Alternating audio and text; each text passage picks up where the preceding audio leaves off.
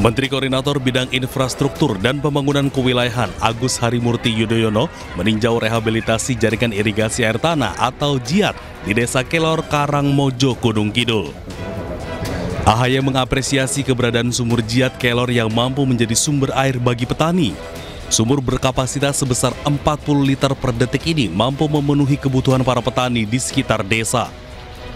Selain swasembada pangan, swasembada energi dan air bersih juga menjadi target Presiden Prabowo Subianto. Kita melihat secara langsung ada pompa air tanah yang mengalir dengan baik, airnya bersih, kurang lebih 40 liter per detik. Ini bisa memenuhi kebutuhan sawah-sawah bagi para petani di sekitar Desa Kelor ini, dan dengan itu alhamdulillah telah meningkatkan indeks pertanaman dari 2 kali panen menjadi 3 kali panen dalam 1 tahun. Insya Allah dengan ini produktivitas pertanian meningkat dan kesejahteraan para petani juga lebih. Selain difungsikan untuk kepentingan pertanian, JIAT Kelor juga menyediakan 10 liter per detik air bersih yang dapat digunakan untuk kebutuhan sehari-hari. Dari Gunung Kidul, Yogyakarta, Kismaya Wibowo, iNews melaporkan. Indonesia menjadi salah satu negara penentu dan pencetak sejarah dalam perdamaian antara Hamas dan Israel.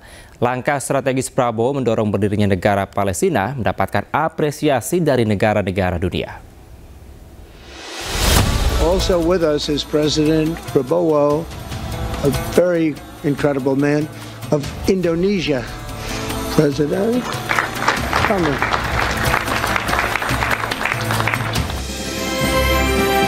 Presiden Prabowo Subianto hadiri pertemuan bersejarah di Sharm el-Sheikh, Mesir.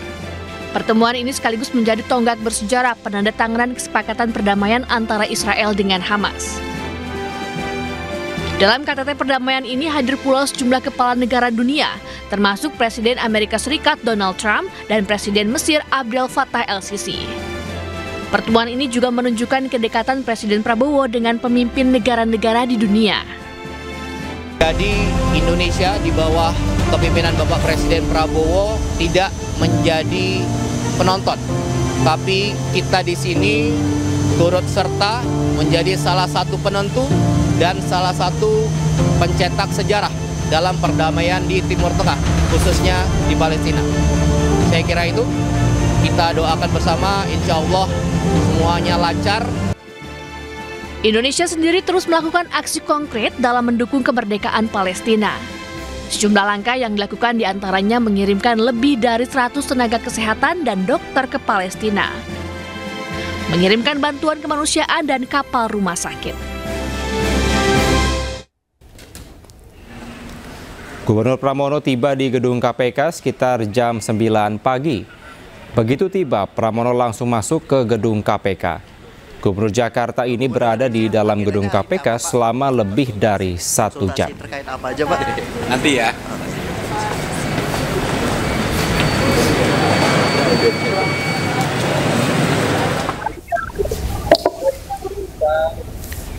Usai bertemu dengan KPK, Pramono Anung menjelaskan bahwa kedatangannya untuk membahas upaya pemberantasan korupsi di Jakarta.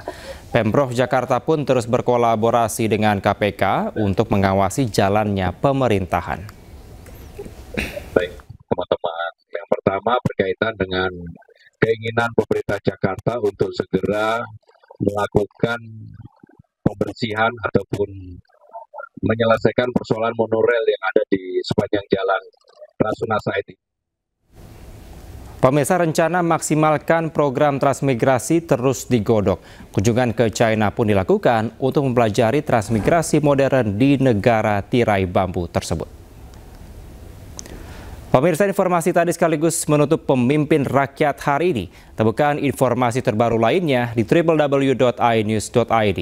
Cuplikan tayangan berita iNews dapat Anda saksikan di kanal YouTube @officialinews. Saya Kevin Pakan dan kerabat kerja yang bertugas pamit undur diri. Pemimpin Rakyat, pemimpin beraksi, rakyat awasi. Sampai jumpa.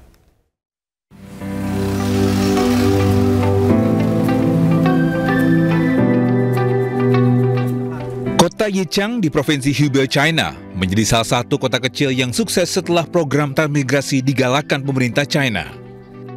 Perkebunan jeruk madu Yichang adalah produk hasil transmigrasi dan transfer teknologi di China yang dilakukan sejak tahun 2000. Menteri Transmigrasi M. Tita Sulaiman pun mengunjungi kota ini untuk belajar cara memaksimalkan program transmigrasi. Sejak mulai tahun 2000, di mana antara transmigran dengan masyarakat lokal berkolaborasi, itu baru meningkat pendapatannya dan sekarang ini diekspor ke Rusia. Kini pendapatan petani jeruk di Yichang mencapai $30.000 per tahun. Padahal pendapatan nasional China hanya sekitar $13.000 per tahun. Model pemberdayaan seperti di Yichang menjadi contoh transmigrasi dapat meningkatkan kesejahteraan jika diarahkan pada potensi unggulan lokal dengan dukungan industrialisasi dan konektivitas kawasan.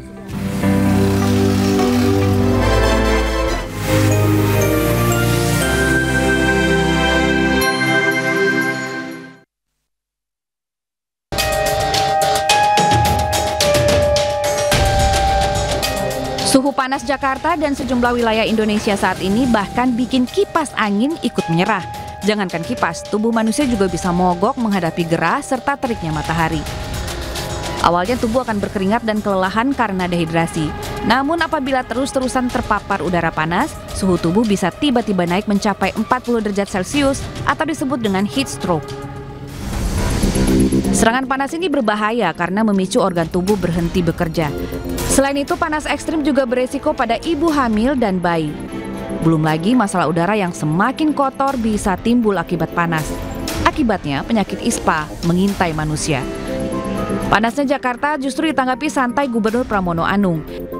Ia menyebut berdasarkan koordinasi dengan BMKG, kondisi Jakarta saat ini tidak mengkhawatirkan.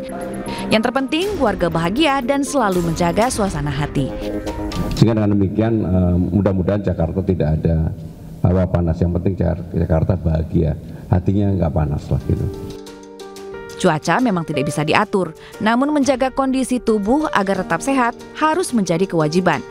Selain minum air putih, istirahat yang cukup bisa menjadi senjata untuk menghadapi hawa panas saat ini. Tim Liputan iNews melaporkan.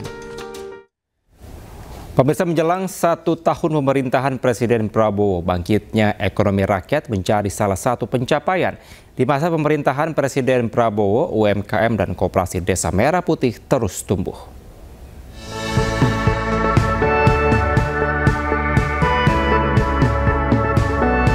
UMKM dan koperasi menjadi salah satu fokus pembangunan ekonomi rakyat di masa pemerintahan Presiden Prabowo. Untuk menjadi negara maju, masyarakat Indonesia harus bisa naik kelas ekonominya. Kedepan, pembangunan akan terus difokuskan untuk peningkatan ekonomi rakyat Indonesia. Beliau sangat ingin membangkitkan ekonomi kerakyatan, artinya rakyat yang lebih sejahtera, terutama kelas-kelas bawah. Ya, bukan berarti sekali lagi mematikan yang atas ya, tapi nggak boleh yang atas menekan yang di bawah. Ini silakan berkembang, tapi jangan mengorbankan bawah. Yang bawah ini harus naik gitu. Sehingga kita harapkan beliau sangat berharap kelas menengahnya besar. Saat ini, Presiden Prabowo memiliki sejumlah program pro rakyat. Makan bergizi gratis dan sekolah rakyat menjadi program prioritas Presiden Prabowo. Tidak hanya itu, kesehatan warga pun menjadi perhatian Presiden dengan diluncurkannya cek kesehatan gratis. Pemirsa, Menko Agus Harimurti Yudhoyono meninjau rehabilitasi jaringan irigasi air tanah di Gunung Kidul, Yogyakarta. Ketersediaan air dinilai mampu mendongkrak hasil pertanian.